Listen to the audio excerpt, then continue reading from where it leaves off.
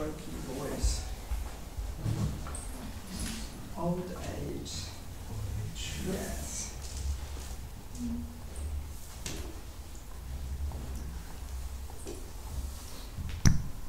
Hare Krishna.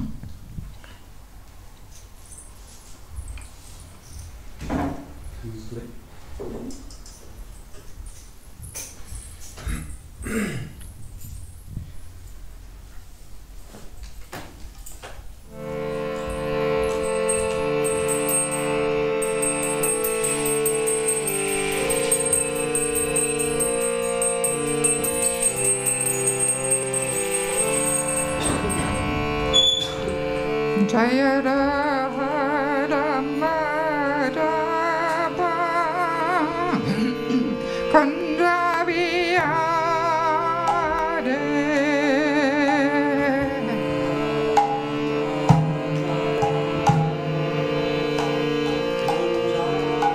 Somebody can play cartels. Jaya Rama Rama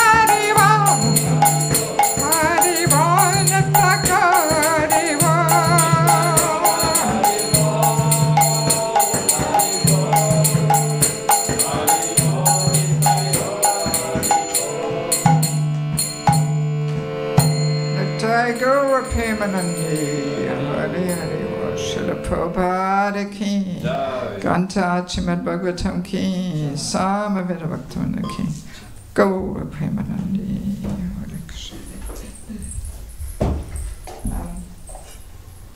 Can I have some warm water? For the voice, warm water is better.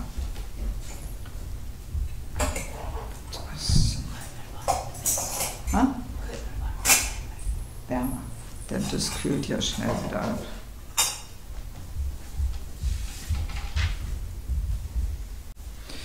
Om Agyantimandasya Gyananjala Shalakaya Chakshur Militam Dena Tasmai Shri Gurave Namaha Shri Chaitanya Manopistam Stapadam Yena Bhutale Swayam Rupakaramayam Danati Svavadantikam Namam Vishnupada Kishapisa Uttani Srimate Bhaktivedanta Swami Niti Namane Namaste Saraswati Deve Govani Pachayane Nivishesha Shunyavadi Pasyadara Shatarine Vanchakopati Vasha Kripa Sanumevacha Paditanam Pavanebhyo Vaishnavebhyo Namo Namaha Jai Shri Krishna Chaitanya Prabhu Nityananda Shri Advaita Gadada Shri Vasadi Go Bhaktivinoda Hare Krishna Krishna Krishna Hare Hare Hare Rama Rama Rama Hare Hare. So everybody is okay with English? Yes, everybody understands? Okay, good.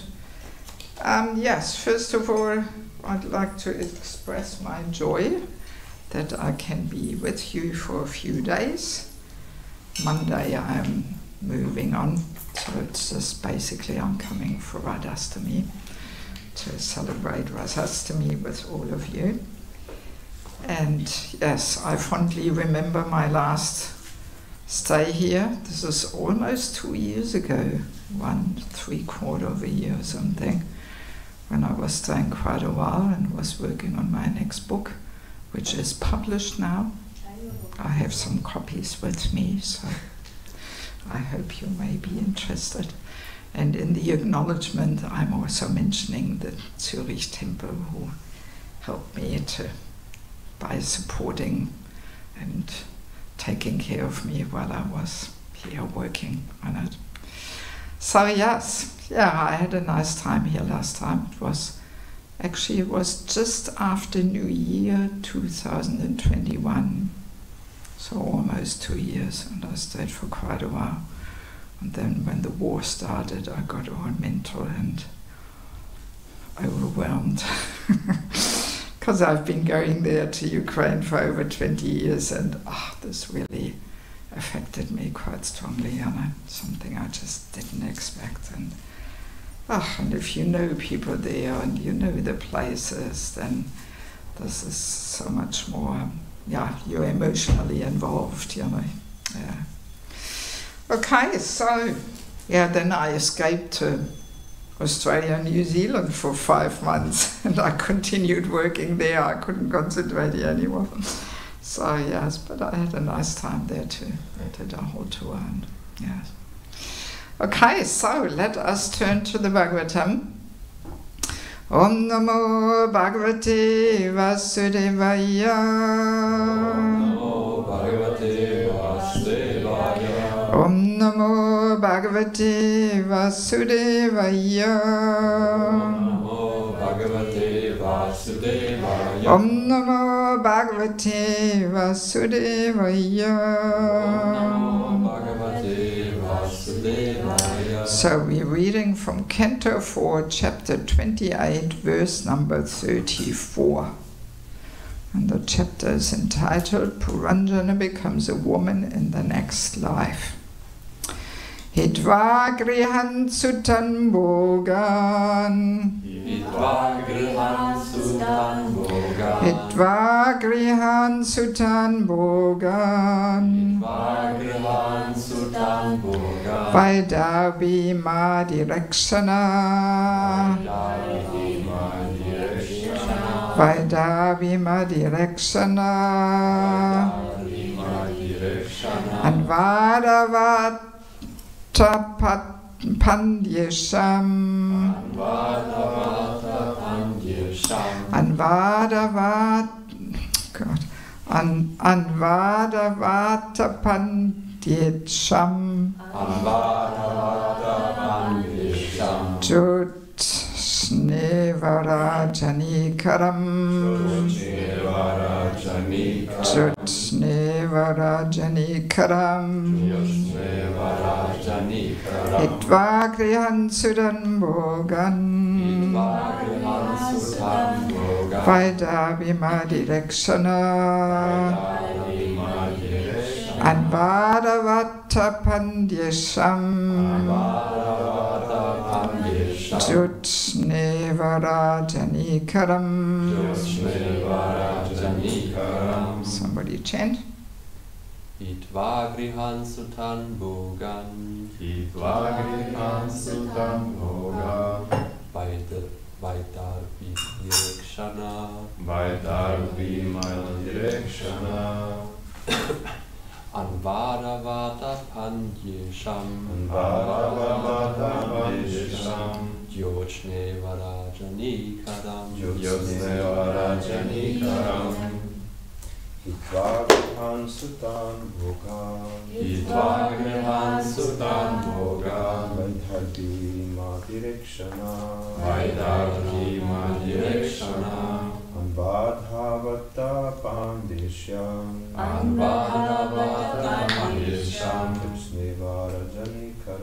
Yochnevarajani-karam Hitvagrihan Sutan Bhoga Vaidharvima Direkshana Anvadhavata Pandyesham Yochnevarajani-karam Ladies. Hitvagrihan Sutan Bogan Vaidarvima Direkshana Anvadhavata Pandyesham Jyotsnevarajani-karam Hitvagrihan Sutan Bogan Vaidarvima Direkshana Anvadhavata Pandyesham Jyotsnevarajani-karam Hitva, giving up. Grihan, home. Sutan, children. Bhogan, material happiness. Vaidhavi, the daughter of King Vaidava. Madira Ikshana, with enchanting eyes. Anvadavata, followed. Pandya Isham, King Malayadvaj. Jyotsna Iva, like the moonshine. Rajanikaram, the moon. Translation by Srila Prabhupada. Just as the moonshine follows the moon at night, immediately after King Malayadvaj departed for Kulachala, his devoted wife, whose eyes were very enchanted, followed him, giving up all homely happiness despite family and children. And the Purport by Srila Prabhupada. Just as in the Vanaprastha stage, the wife follows the husband, similarly, when the spiritual master retires for Nirjan Bhajan, some of his advanced devotees follow him and engage in his personal service. In other words, those who are very fond of family life should come forward in the service of the spiritual master and abandon so-called happiness afforded by society, friendship, and love. A verse by Srila Vishwanath Chakravarti Thakur in his Guru Vastika is significant in this regard. Yasya prasadat bhagavat prasada. A disciple should always remember that by serving the spiritual master, he can easily advance in Krishna consciousness. All the scriptures recommend that it is by pleasing the spiritual master and serving him directly that one can attain the highest perfectional stage of devotional service. The word Madirekshana is also significant in this verse. Srila Jiva Goswami has explained that in his Sandarbha that the word Madira means intoxicating. If one's eyes become intoxicated upon seeing the deity, he may be called Madirekshana. Queen Vaidabi's eyes were very enchanting, just as one's eyes are Madirekshana when engaged in seeing the temple deity. Unless one is an advanced devotee, he cannot fix his eyes on the deity of the temple. Yes, I guess we are not quite there yet, where we become intoxicated upon seeing the deities. Maybe sometimes we get some little glimpse of this at festivals or something, but yes, well, speaking for my humble self, I'm not quite there yet. But yeah, I have faith in the process of devotional service, that if we just continue with it, we will get there, either this life or maybe next life. Yes, so we are towards the end of this chapter, and you have been discussing over the last verses how Puranjana becomes the daughter of King Vaidarbha, Vaidabi by name, and she married this Malayadvaj, King Malayadvaj. So, and in the previous verse, he divides his entire kingdom and walks out. So we have so many examples of this in the Bhagavatam, Yudhishthira Maharaj, Prithu Maharaj. Yes, that's actually what we are meant to do, the Vanaprastha ashram. And he goes in a solitary place, and Prabhupada uses this opportunity already in the previous verse also, speaking about this Nirjan Bhajan.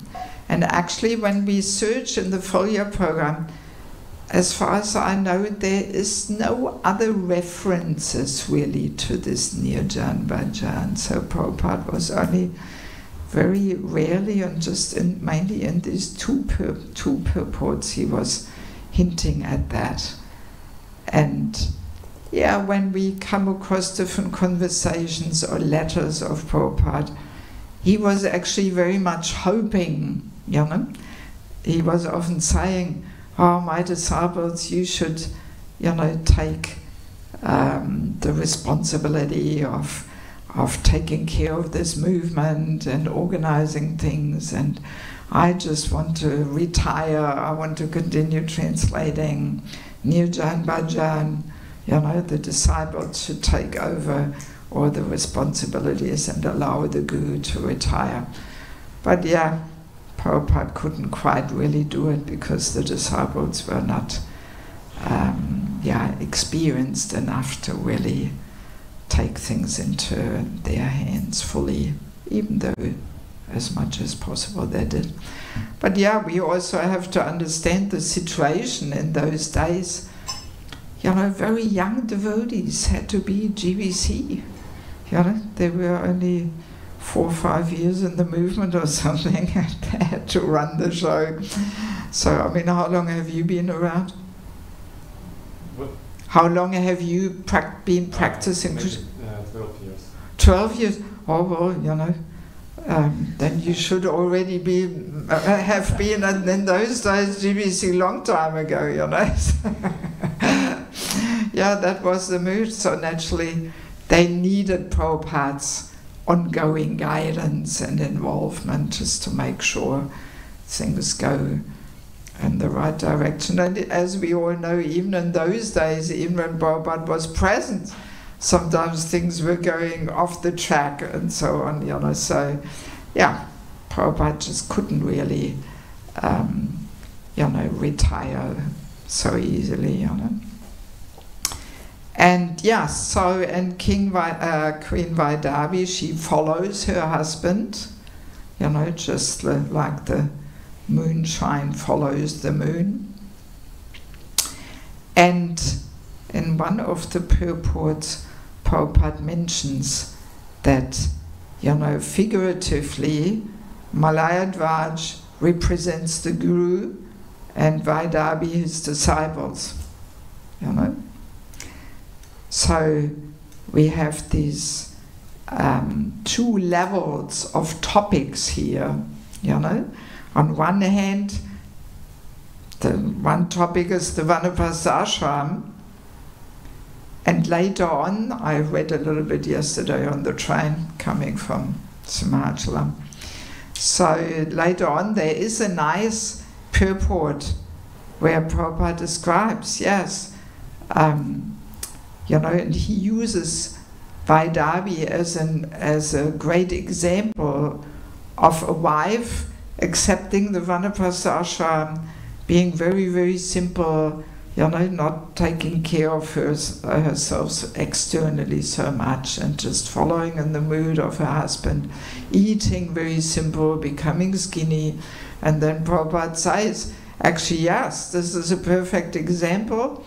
And if a woman keeps herself in that mood, there's definitely no question of sexual agitation or anything. So, and then Prabhupada says, so then there is no need for husband and wife separating or the husband taking sannyas.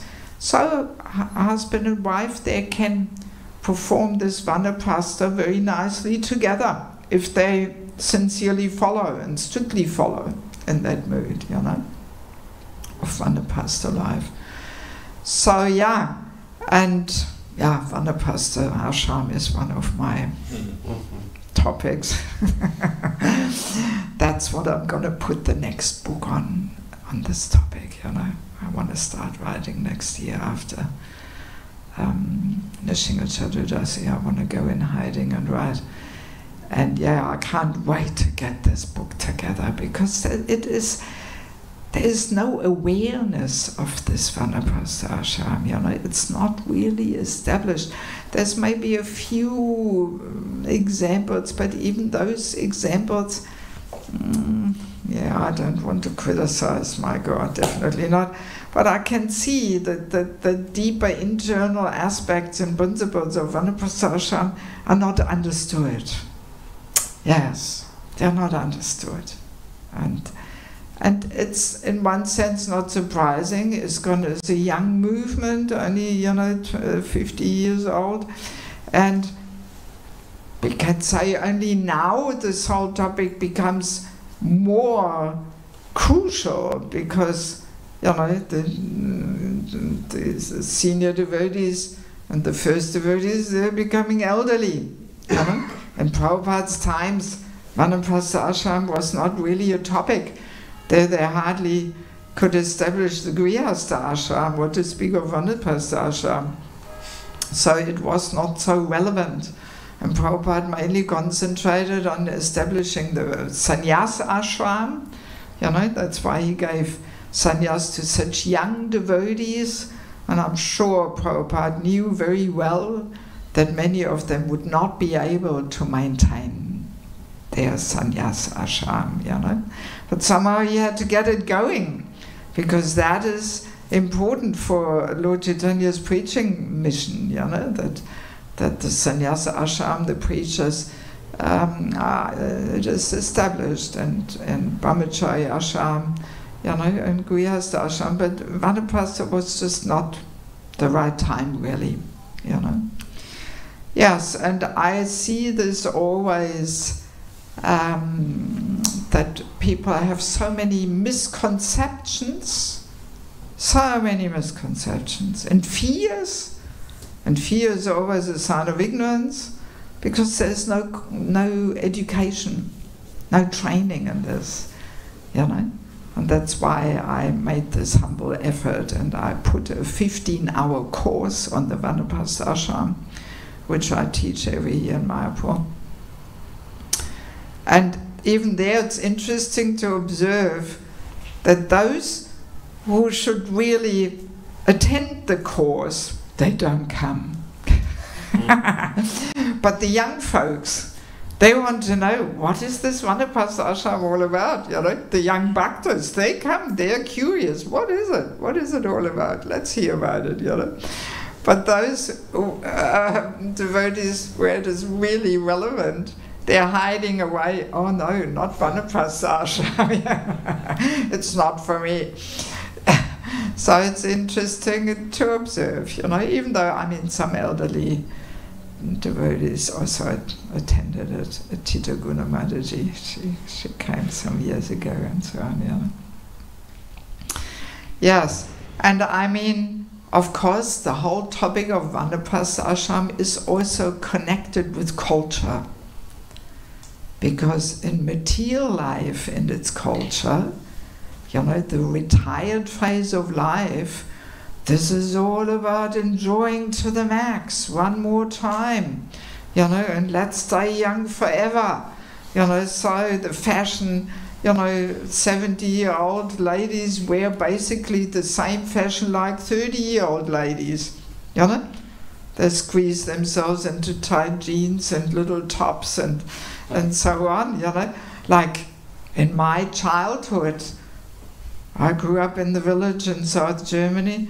It was very clear that the elderly people had a different fashion, you know. There were this costume they were wearing, you know, some longer skirts and some little jackets there matching, and it was all subdued colors. It was not pink and purple and all this, you know, but it was all subdued colors. That culture was there not so long ago. And I'm sure if you go to some villages in Switzerland, you still find it. You know? Yes. Huh? I was just thinking about my grandmother. Yes. She's probably my age. Almost. Yeah, so it was all there, but Kali Yuga just has progressed so fast, you know, that now this is all lost and forgotten. And, you know, cosmetic surgery is one of the topmost ways for a surgeon to make money. Yes. So I had a couple of surgeries in Bhaktivedanta Hospital. So Vaishnav Seva Prabhu, who put on the Desire Tree website, he was my surgeon. So he told me, if you want to make money as a surgeon, you go into cosmetic surgeries, you know, that's where all the money is. Even in India, believe it or not, even amongst devotees, they discuss these things. I couldn't believe it. Facelifts and all these things, you know. I gave them a whole lecture there when I heard about it. Yeah, I mean, my God, what is this? Brahmin-initiated devotees, you know, talking about bodily concept of life, you know. Yeah, so, but that's materialistic outlook on this last phase of life, to try and look attractive and young, by hook or by crook, and we're pretty good at it with all the anti-wrinkle creams and dyeing the hair and false teeth and whatnot, you know. So, and then also just the whole idea of enjoying one more time, you know. This may be not so, you know, strong there amongst devotees, but in the non-devotee world, you know, people plan all the luxury cruises there on big ships and just eating and dancing and drinking and, you know, spend their last phase of life like that, just enjoying to the max one more time. Whereas spiritual culture, Vanaprastha ashram, it's completely the opposite, 180 degrees opposite. You know, as a devotee, we should embrace all these signs of old age. You know, happily reminding ourselves, okay, I've got only a few more years to go. You know, time is ticking, and good, grey hair are coming. And as a preacher anyway, it's good that maybe people take you more seriously if you've got a few grey hair and a few wrinkles. So, you know, why colouring your hair and then sitting on the Vyasa-san talking about the bodily concept? I mean, it just doesn't fit. You know, it doesn't fit. No. Yes, and Vanaprastha ashram is all about tapasya, simplicity, almost going back to brahmacharini life, you know, keeping things simple and engaging into austerities, all for the sake of deepening one's shravanam kirtanam and purifying the heart of all these attachments, you know.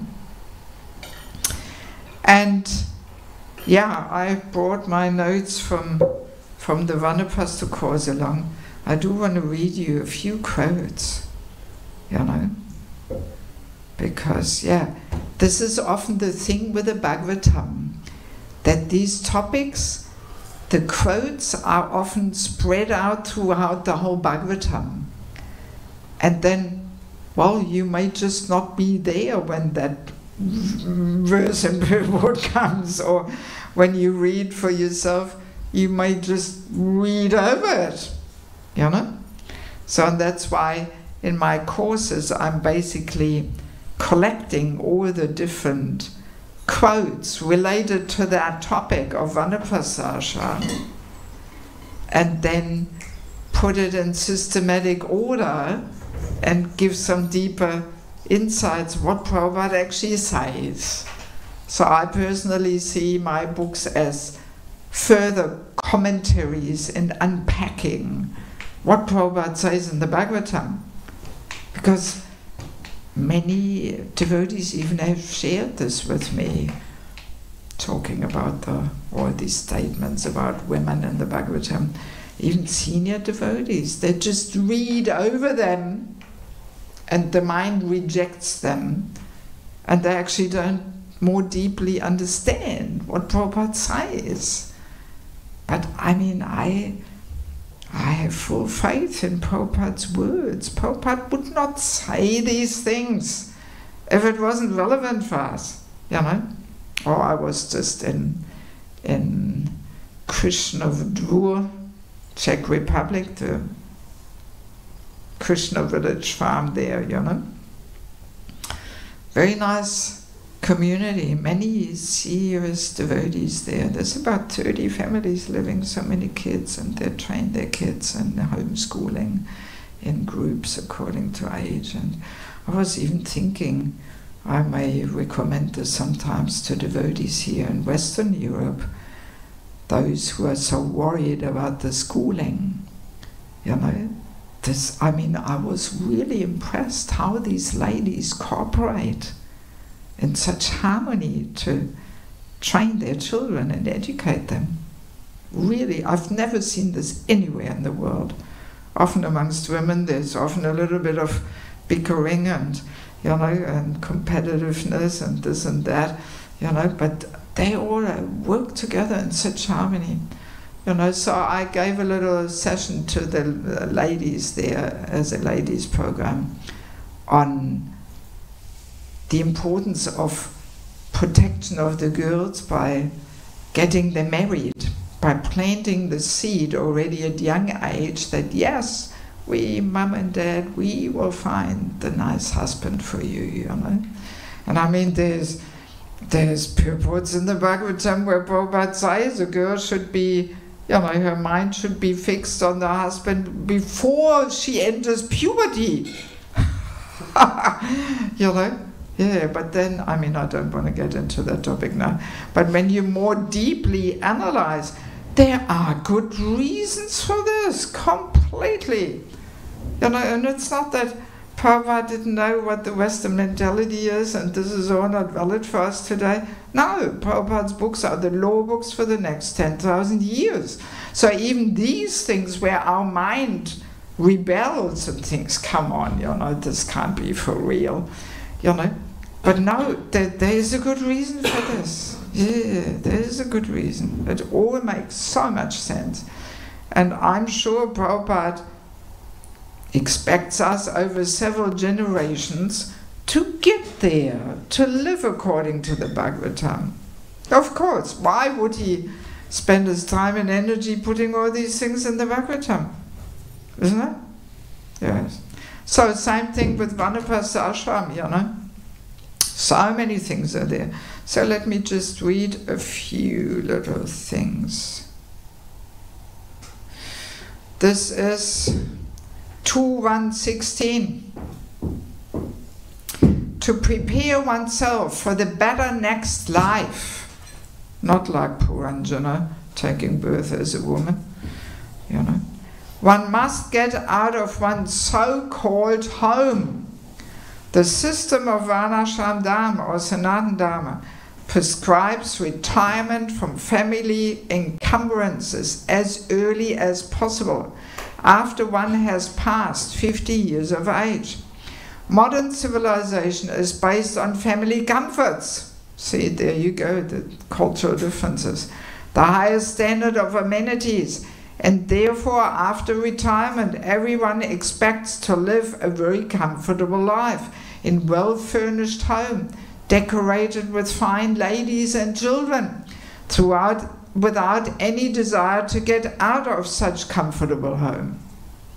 High government officers and ministers stick to their prized posts until death, and they neither dream nor desire to get out of homely comforts. That's so strong. Bound by such hallucinations, materialistic men prepare various plans for a still more comfortable life. That's what retirement is for materialists. But suddenly, cruel death comes without mercy and takes away the great plan maker against his desire. The great plan maker. I mean, even that's a good reason that every devotee should learn English, because English is often so humorous and, takes away the great plan maker against his desire. I'm sure when you translate this, you lose. It's like when you change money, every time you change, you lose, Every time you translate, you lose some of the sweetness and the special, Prabhupada's special way of combining the words, Forcing him to give up the present body for another. Such a plan maker is thus forced to accept another body in one of the 8,400,000 species of life, according to the fruits of the work he has performed. In the next life, persons who are too much attached to family comforts are generally awarded lower species of life on account of sinful acts performed during a long duration of sinful life. And thus, all the energy of the human life is spoiled. I mean, at least we devotees, we can be sure we get another human life, not animal life, even if we don't make it home. In order to be saved from the danger of spoiling the human form of life and being attached to unreal things, one must take warning of death at the age of 50, if not earlier. How old are you, Prabhu, in the back there? 53. There you go. This is relevant for you. This is just for you. The principle is the principle is that one should take it for granted that the death warning is already there. It's already there. We all know it. Even prior to the attainment of 50 years of age. And thus, at any stage of life, one should prepare himself for a better next life. The system of the Sanatana Dharma institution is so made that the follower is trained for the better next life without any chance that the human life will be spoiled. The holy places all over the world are meant for the residential purposes of retired persons getting ready for a better next life. Intelligent persons must go there at the end of life, and for that matter, after 50 years of age, to live a life of spiritual regeneration for the sake of being freed from family attachment, which is considered to be the shackle of material life. One is recommended to quit home just to get rid of material attachment, because one who sticks to family life until death cannot get rid of material attachment. And as long as one is materially attached, one cannot understand spiritual freedom. Wow, very clear and to the point, that one should not remain in family life until the moment of death,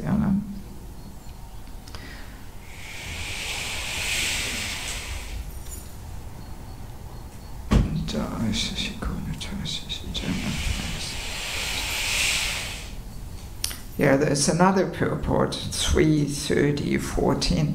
Family life, family attraction is so strong that even if one is neglected by family members in his old age, he cannot give up family affection, and he remains at home just like a dog. So that's in connection with Dhritarashtra.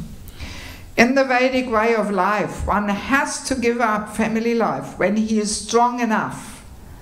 It is advised that before getting too weak and being baffled in material activities, and before becoming diseased, one should give up family life and engage oneself completely in the service of the Lord for the remaining days of his life.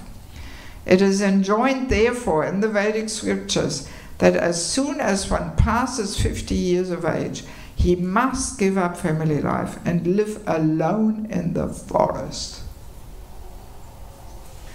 There was one other interesting one, 1:15:44. I'll just read a couple of sentences. No king or respectable gentleman would continue family life till the end, because that was considered suicidal and against the interest of the perfection of human life.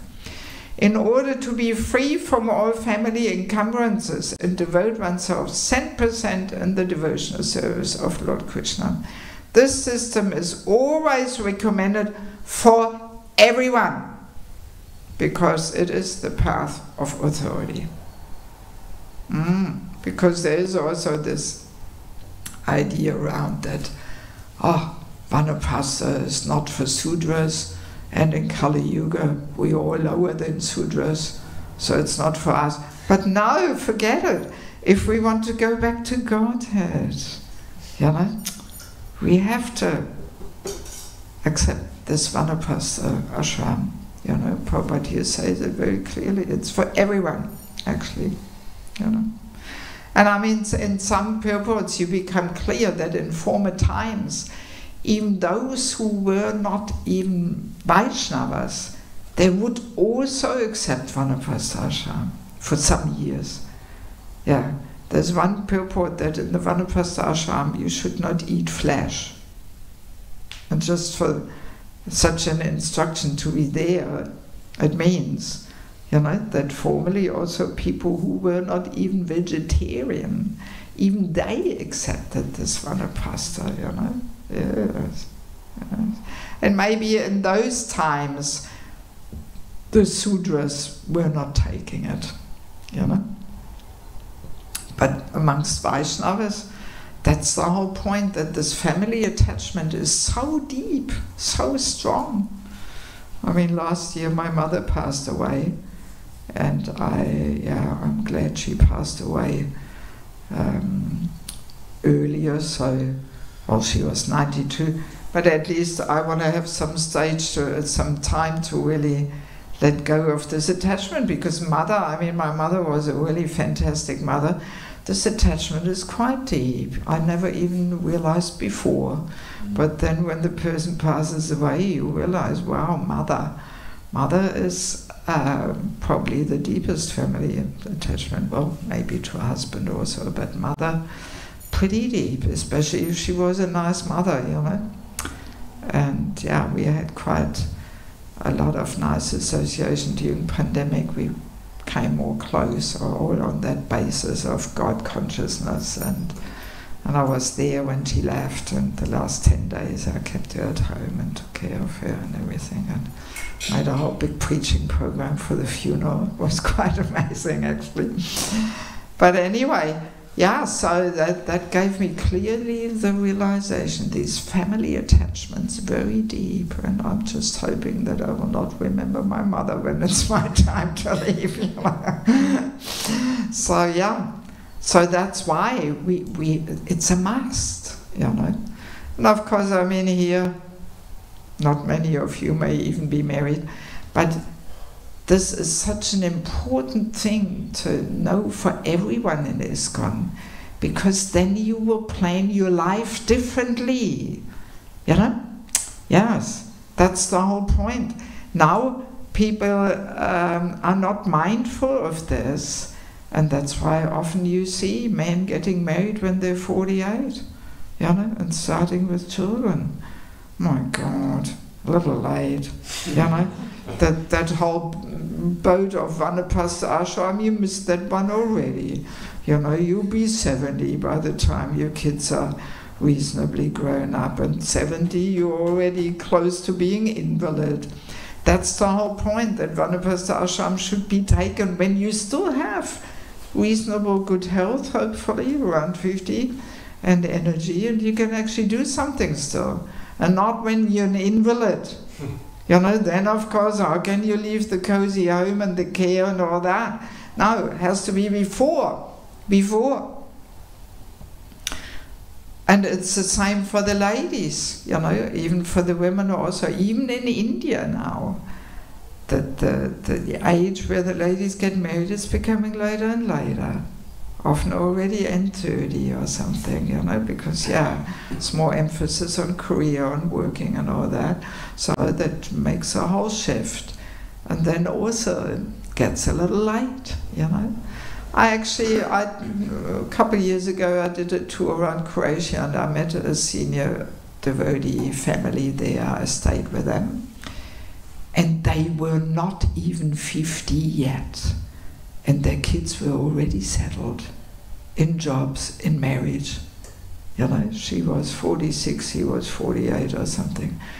And even though they were a little distant, you know, during the years of raising their kids, they were not so active.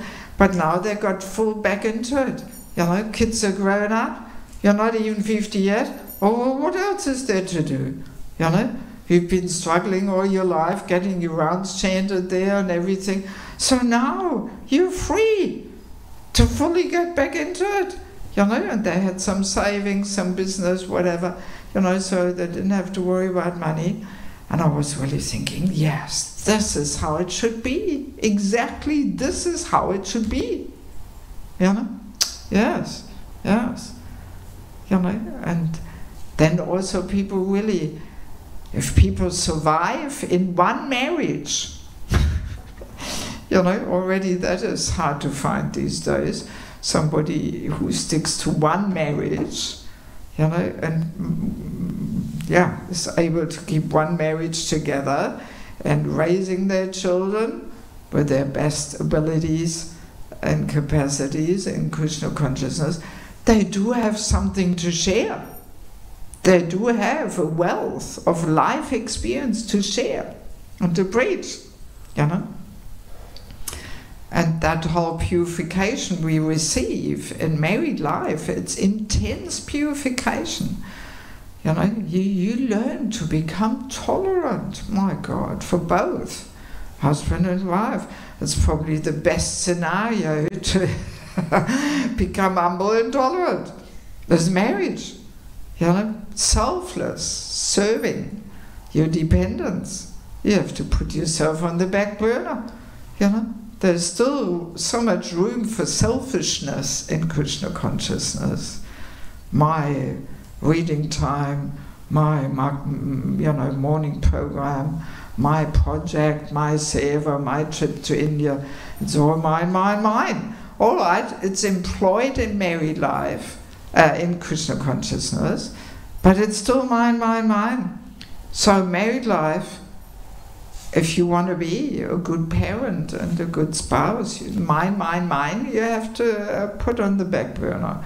Of course, you still have to change your rounds and all that, but yeah, the children come first, their needs, not what you want, Yes, married life, best opportunity to learn these things. So, and if people go through this intense purification, then in Vanapasta they really have that purity also to preach, I mean, what I often come across is that young couples say, yeah, we got married, but we don't want children, we want to travel and preach.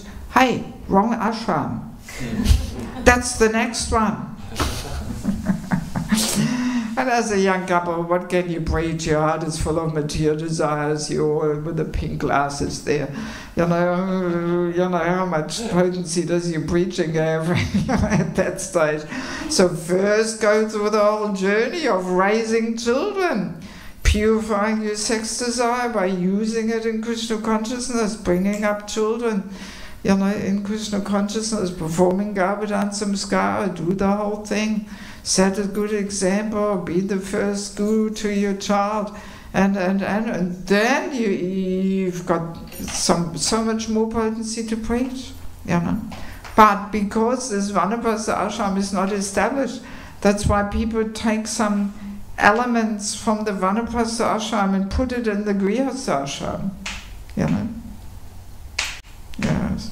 So that there's a lot of confusion there, Even some people think Grihastha life, has to be Vanaprastha mood in regards to physical affection and intimacy and all this. No, it's a conjugal relationship. It's not a brother-sister relationship. People are all mixed up. But then Vanaprastha, if that's clearly established, that when you're 50, so then no need for hugs and kisses anymore. You had it enough for 30 years.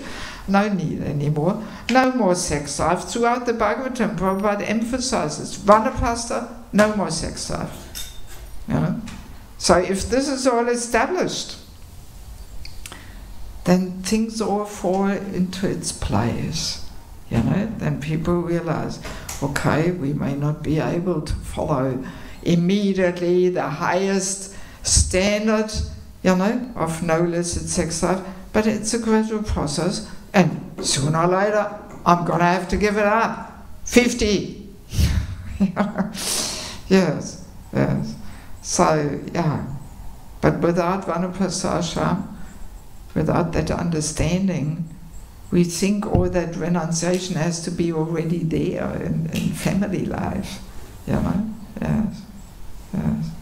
Yeah, I came across an interesting story where one devotee got married after being brahmachari for quite a few years, and Prabhupada asked him, so how is your wife? Is she happy?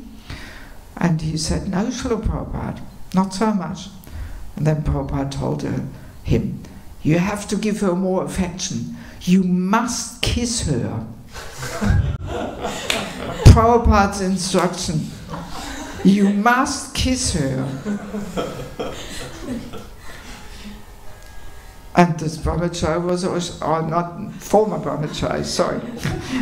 This Grihastha was all shocked, And Prabhupada could see he was still in his brahmachari mood there, Probably having the mood, no hugs, no kisses, it's all Maya, or sex life leads to sex life. So that's why Prabhupada told him, you must kiss her. Even today many devotees have to hear these things, because this is always some weird understanding, Yes. So a little bit normal we can be, Just a little bit. Yes. But also one thing is, how long do we go? I mean, I can talk for hours. This is a 15-hour course, you know. You have to give me some time limit. Probably I'm already over time, huh? Pooji.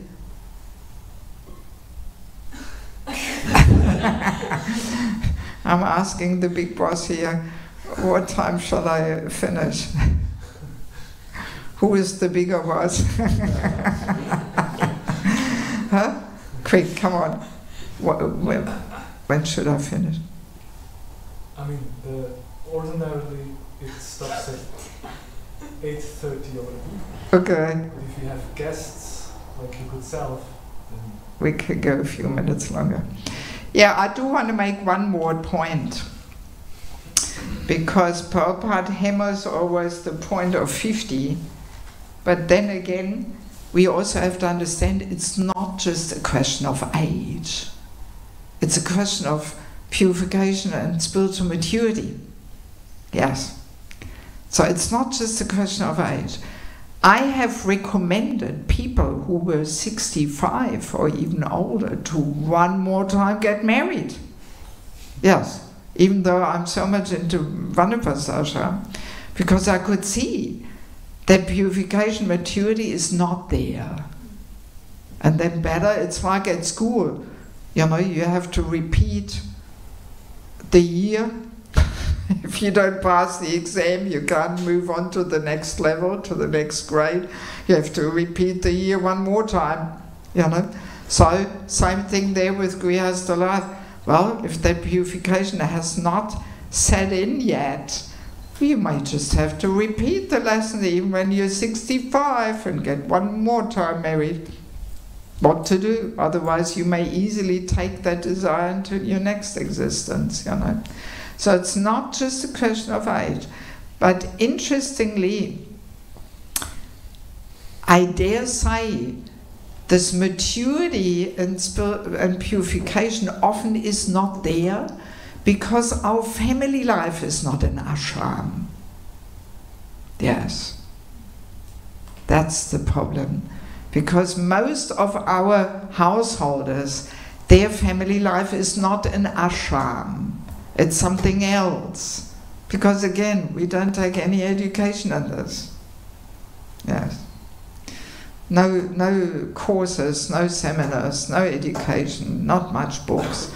You know, people just slide into a relationship, get married. All we know is mundane family life. And all right, we have a little bit of Krishna consciousness there, Mangaladi at 7, you know, and oh, sorry, that's not an ashram, you know, yes.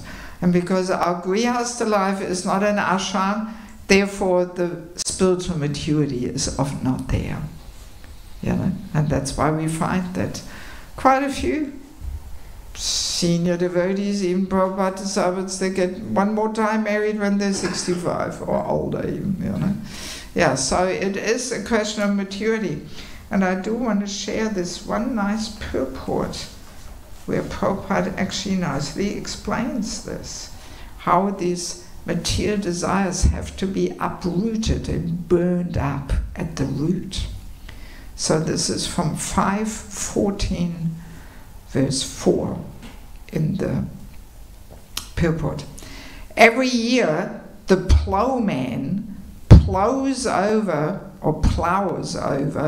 his grown field, so the farmer plowing his field, completely uprooting all weeds. Nevertheless, the seeds lie there and, not being completely burned, again come up with the plants sown in the field. Even after being plowed under, the weeds come up densely. Similarly, the Grihastha ashram, family life, is a field of fruitive activities.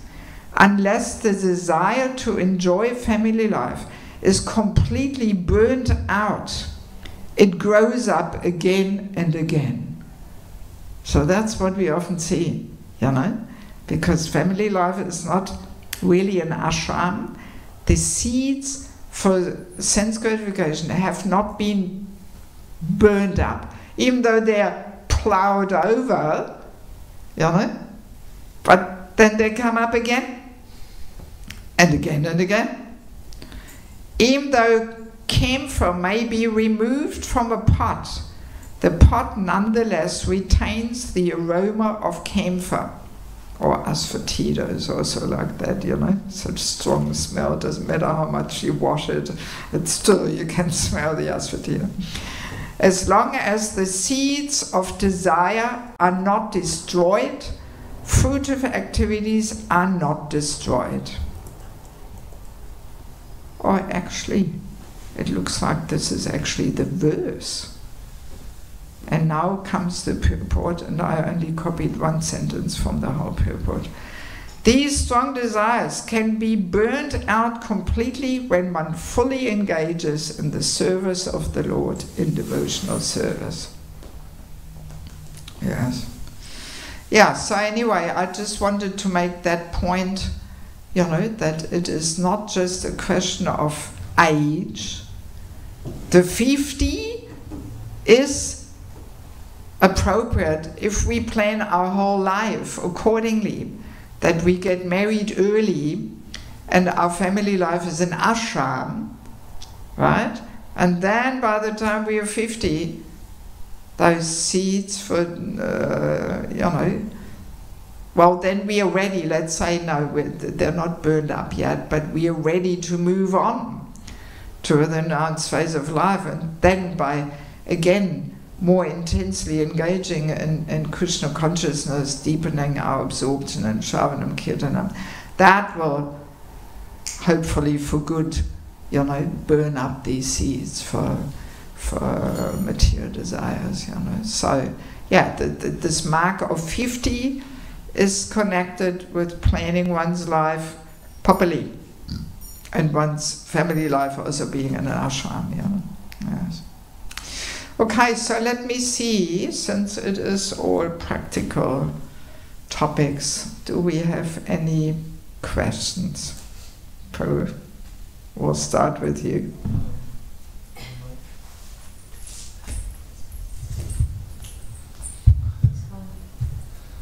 Okay, thank you very much. I appreciate the point that you said that there is often some maybe misunderstanding because the duties of different ashrams are mixed up. And you gave the example of that Lila with Srila Prabhupada. Well, my comment or my question would be, the way ISKCON is set up right now, also considering the initiation vows, it's programmed for a misunderstanding or a mess up, in a sense of, and if you tell, 22 years old Grihastha couples just getting married, and these are the 4 principles, so how does it work? So, and I know it's a controversial topic and there's different opinion about this, but according to what I heard in your class, then it would be a process or progress, and then at the age of 50 in Vanaprastha, then you really kind of, but before you may need some experience. That would be maybe kind of a natural understanding, but somehow... Yeah.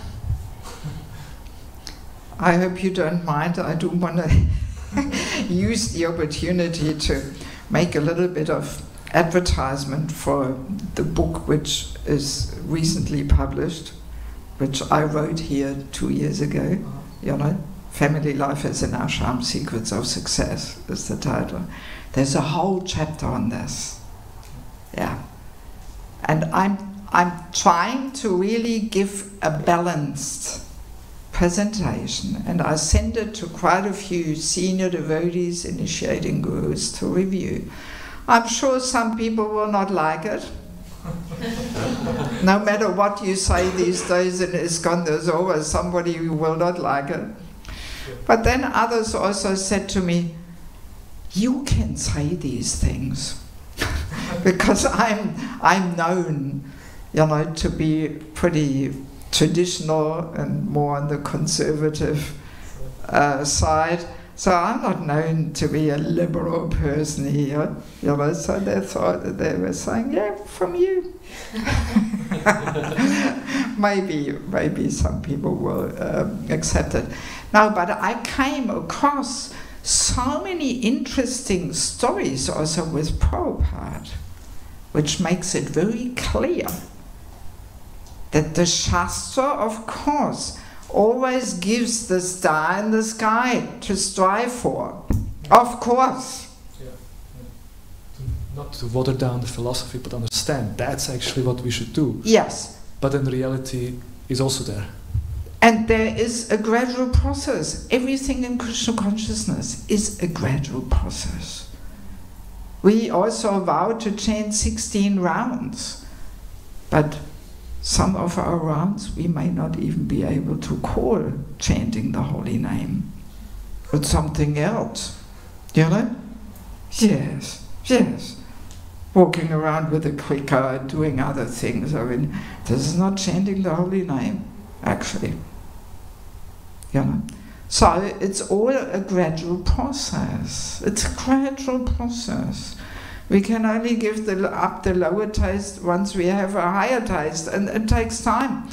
I came across so many interesting things, which I all put in the book, because there's not much written about it. Nothing, actually. Hardly anybody even talks about it, because everybody's afraid to, you know. But yeah, I put a few things in, saying, for example, ultimately it's up between the disciple to discuss with their guru what they understand under following the four regular, the last principle, you know. So yeah, but so many stories which with Prabhupada which make it very clear, you know. And also another topic is also that these days most families only want 1 or 2 or maximum 3 children. Former times it was different, especially agrarian society. The kids were an asset, helping on the farm, getting the harvest, and they were not a burden, but an asset. And even just 50, 60 years ago, you know, people had 10, 15 children. It was nothing that unusual. Jai Guru Prabhu in Hamburg, he has 10 kids. You know, he's the only one I know. But there's a few others who have many. So, you know, then having sex for children is not so difficult. You just have every 1 or 2 years you have a baby. You know? Amongst the Catholics, that was the common thing. You know? So, yes, things have all shifted, you know, a little, you know. Yes. Yeah, so, I mean, I also came across an interesting article or passage, chapter of Bhakti Tirtha Maharaj, which I also included in the book. The essence is that he presents that if celibacy is accepted involuntarily, it's damaging. I thought, interesting, you know. Yeah, he goes into all details, how it creates anger and resentment. And of course, easily, you know, it leads to unbonified ways of satisfying your needs. Child abuse, all these kind of things. My God, can't we wake up? It's related on, you know. Yes, natural, you know. Yeah, so yeah, I included these things, and I hope it will be some food for thought for people, you know. And I dare say, yeah, it's also a good read even for brahmacharis. They should also know what does it mean, family life as an ashram. For preaching, we need to know these things, you know. Yes, yes. And you will see in some aspects we are miles away from family life as an ashram, you know, miles. Yeah, so, all right. What else? Thank you for the class, Mataji. The point of Vanaprast, going to the forest in a secluded place, also being kind of connected to Nirjan, to a place where you're not really engaging much in social exchange. And Prabhupada makes the point, going to the holy place. How do we see that today, because our holy places become filled by all kinds of people? It's not really, when I hear about Vrindavan, when Prabhupada was there, it was really a holy place where you just find devotees practicing serious devotional service. So where do we go now? Okay, good question. Well, first of all, and I mean, I once met with Jayadvaita Swami for a couple of hours, and I showed him my materials of my course, because he is also really into this topic of Vanaprastha, you know. He also is writing a book about it, but I'm sure it will be very different than mine. and there cannot be too many books on this topic, you know. So, but so I verified with him, you know, what I'm teaching there. And he completely agreed that Vanaprastha ashram today, we extract the underlying principles of living in the forest. It doesn't mean we have to live in the forest. It can also, we can accept Vanaprastha here in the middle of the city of Zurich, or Hamburg, or New York, or wherever it may be. So there is three main, more internal aspects of Vanaprastha ashram, and I'll just quickly mention them without elaborating, you know. First of all, is simplifying our surroundings. Get rid of stuff, you know, because grihasthas accumulate so much stuff. Ugh. You know, I stay with them all the time. I see, my God, all this stuff they accumulate. And yes, you have to accumulate some things if you bring up your children and this and that. So, Vanaprastha is simplify your surroundings. Get rid of stuff. Get rid. Sell, throw out, pass down to the young generation who starts with their family life. You know, yes. And just imagine you live in Vrindavan 100 years ago, you know, as a Vanaprastha, so what are you going to have there? Not in the forest, but let's say like ISKCON devotee style. So you just got to have a room, you know, with a bed and a desk and a chair, some bathing place, maybe a little cooking place there. That's it, bas. You know, some shelves. No fancy interior decorating and all cozy and comfy and color coordinated and all that. No. So you can arrange your home in that way, that you just get rid of all different fancy furniture, pass it on to young devotees who will start. Just keep it all simple. Empty rooms. Oh, I love empty rooms. Oh.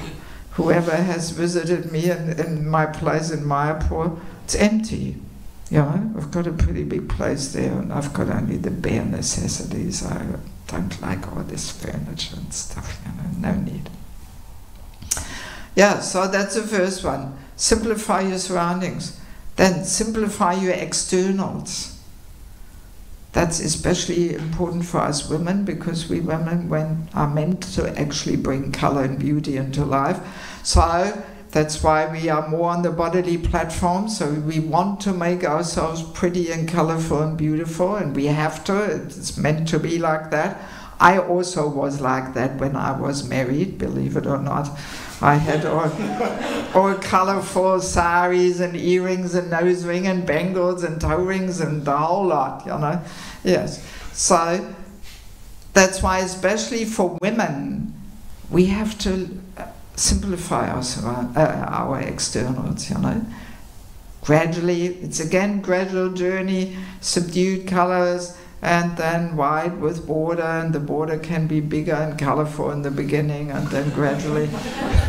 Yeah, I went through this over 10 years actually, you know. Yeah, I didn't go immediately into white. From 40 to 50, I had border, and it was in the beginning white and pink and purple. I still needed a bit of color with 40. And then, but I always had this goal, when I'm 50, I'm going to go in white. But before, it didn't feel right. It wasn't me, you know. Yeah, so it's a gradual thing. Everything is a gradual thing, you know. Yeah, so simplifying one's external. And for the men, there's also things to simplify. Some householder, grihasta men, they also like to have, nice quarters and outfits there, and the aftershave and the fancy watches, and it's all included. Even all the gadgets and stuff you can take into that category, Well, one laptop, no problem, but people have all these gadgets and tablets and this thing and that thing and so many phones and so just keep it simple, one piece, and that's it. And fancy cars and and men, there's some other fanciness there than women, So simplify your externals. And the third one people always say is the toughest one. What's that? Let me ask you. Huh? What do we simplify? What's the third one? You think living in the forest? Exactly. Simplify your eating. So you imagine you live in the forest, you're not going to have gulab jamuns and this and that and growing on the trees. No, you have to, and your body pushes you anyway. You can't digest all this heavy stuff anymore, all these fried things, Yeah, simple, Yeah. So these are the three more internal aspects, and those you can cultivate anywhere.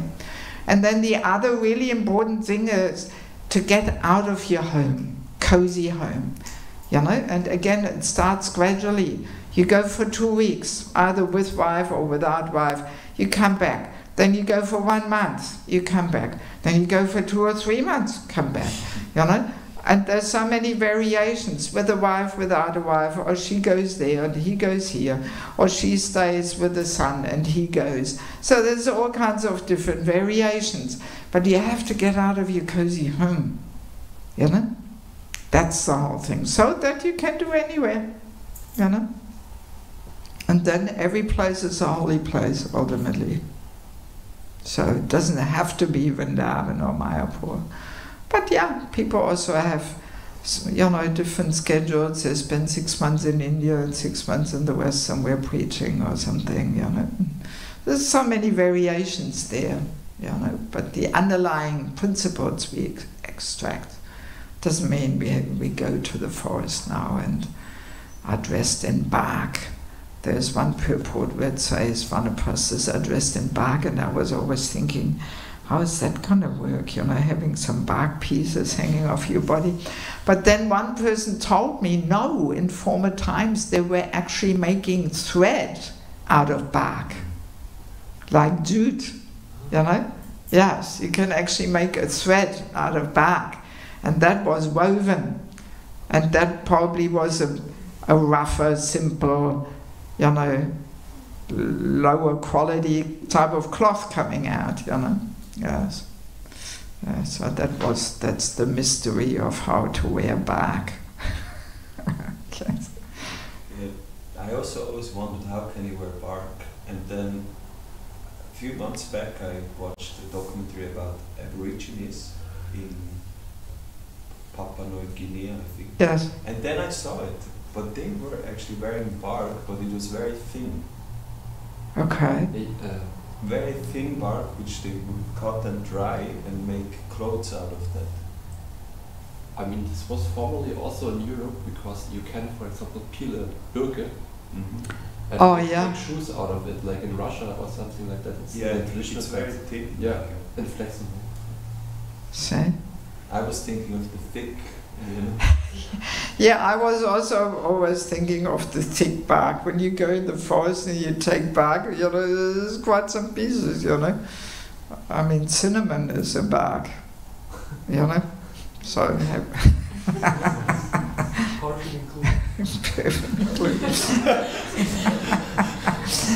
Yes. Yeah, I mean, maybe there's all different ways of how one can use this bark, I'll send it to you, then you see how. Okay.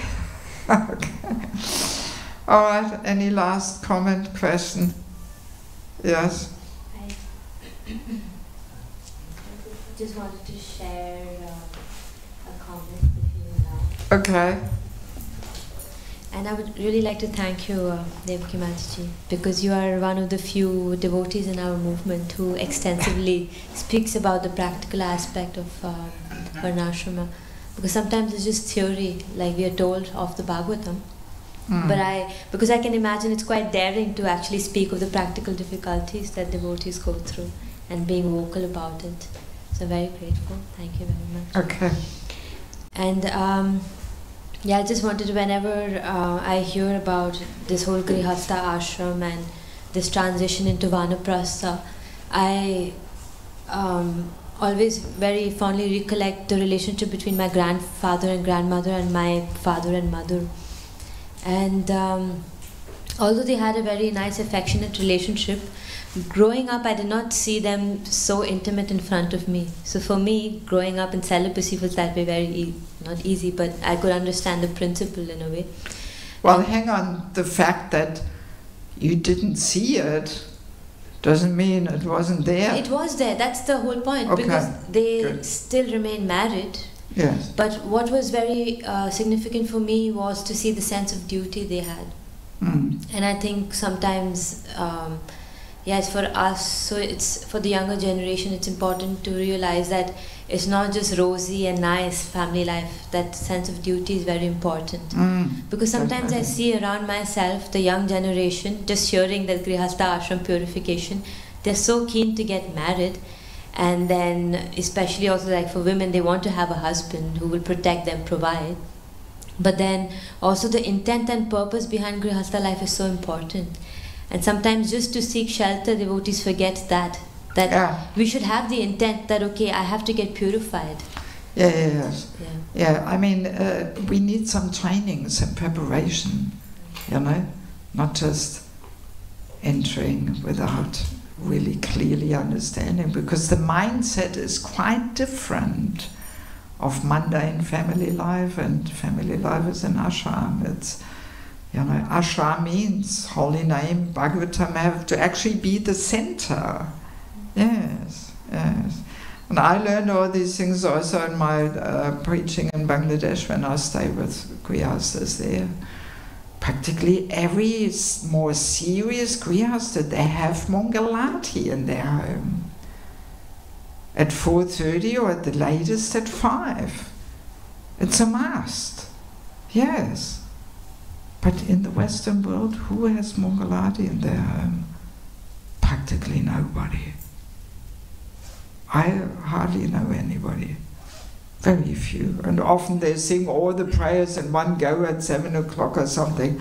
Well, all right, better than nothing, but it's not so Mangal anymore, you know. Mangal is auspicious, so at 7, my God, you know. Yes. So it's a whole lifestyle centered around the culture of bhakti. Very different than ordinary family life of just getting up, chanting a couple rounds, rushing off to work, you know, chanting while driving in the car, you know. Yes, it's a whole thing. We need training and education and preparation. So we're very clear. Even the choice of your residency, I come across it all the time. That, you know, people's first consideration is where is the job? Then nice nature, then the climate. And then at the very end comes devotee association. It should be the other way around. First consideration is, where do I feel inspired to serve under the guidance of senior devotees, where I get spiritually nourished? That's where we have to be, you know?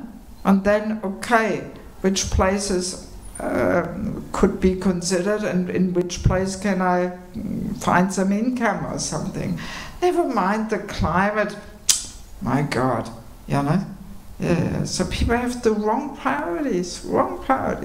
And this should be common sense, but I come across it all the time. that people inherit a house from their grandmother, and it's in whoop whoop, 200 kilometers away from the nearest temple. But then people say, oh well, it's nice area, good climate, good house. I live there for free, so I'm going to move there with my family. You know, not even considering, hey, what kind of association you're going to have. You know, the most obvious thing you would think, you know, but no. And that shows. Many of these secrets to success in Grihastha life are very obvious, but yet they're so hard to put into place. Why? Because we have to show true color, where we stand, what's our first priority. You know, so we are exposed. What comes first in our life? You know. So anyway, all right. Let's finish on that note, 9 o'clock. Thank you so much for your kind attention. Srila Prabhupada ki, Samaveda Bhaktivinoda ki, Gaura Premanandi, Hari Hari Bol. Praise Devaki Mataji ki.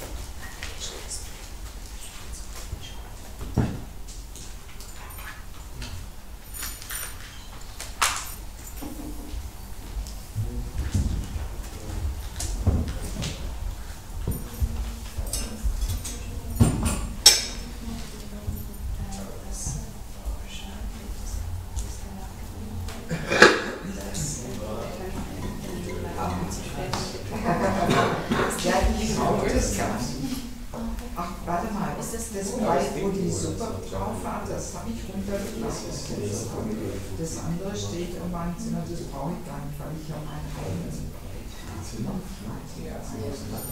Okay, gut. Dann würde ich genau. Und dann kannst du jetzt ganz kurz das zeigen, oder ist das schon mit? Ja, das machen wir dann zu. Ja, das sollte immer so kurz wie möglich sein.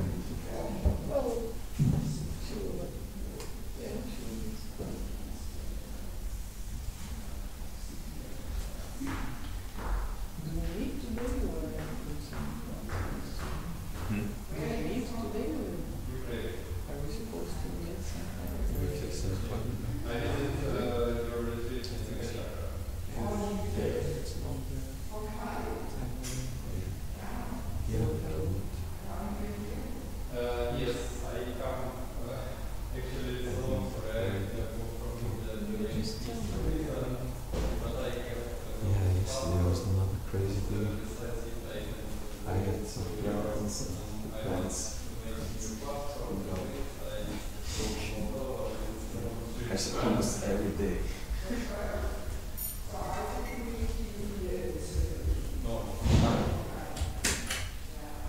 Just to find out the numbers. It's not urgent. No, the thing is to find out the numbers. I have no clue anymore. Can't you activate your memory? You don't have any clue? Yeah, approximately. I know some. Can you text it to me? Yes.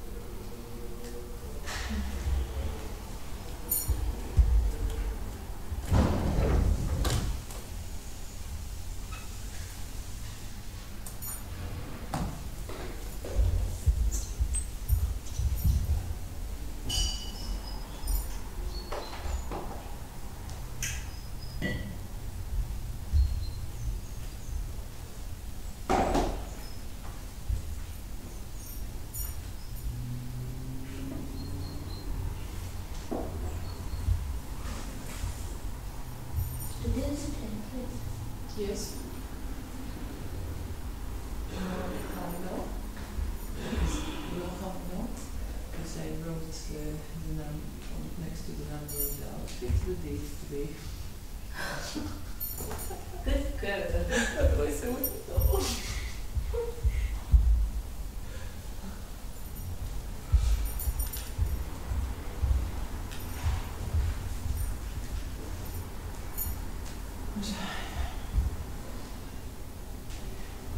Thank you. So you're doing it again? When are you? Partnering. Of course. Yeah. It was fun. Oh, yeah. I think it looks nice. Yeah. When do you want to do it again? Next week. Yeah, let's do it.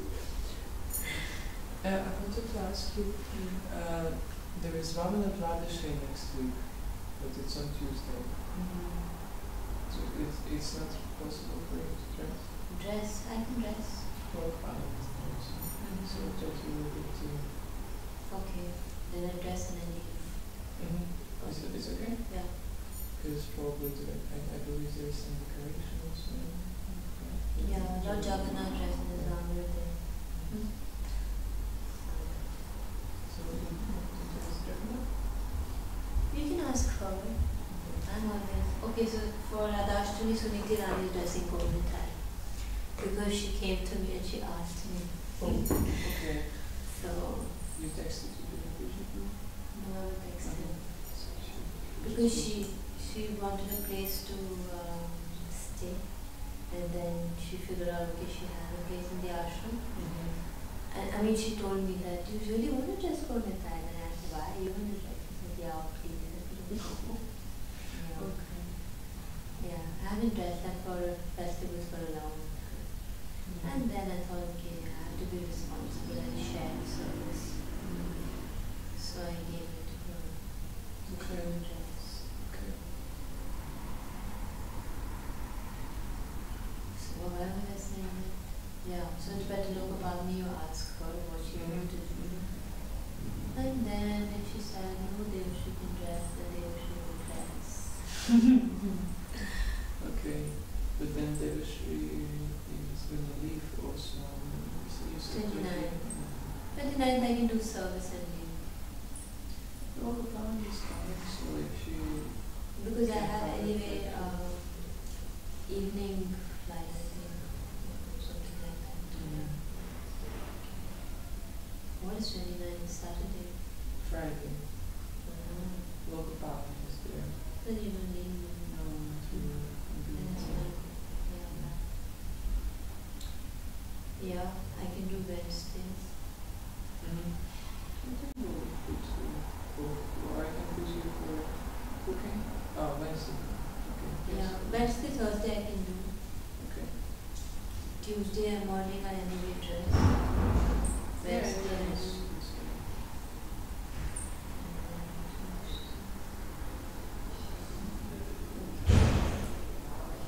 Yeah, because later part I won't be available. So you can put me Tuesday, Wednesday, Okay. Thursday. Breakfast?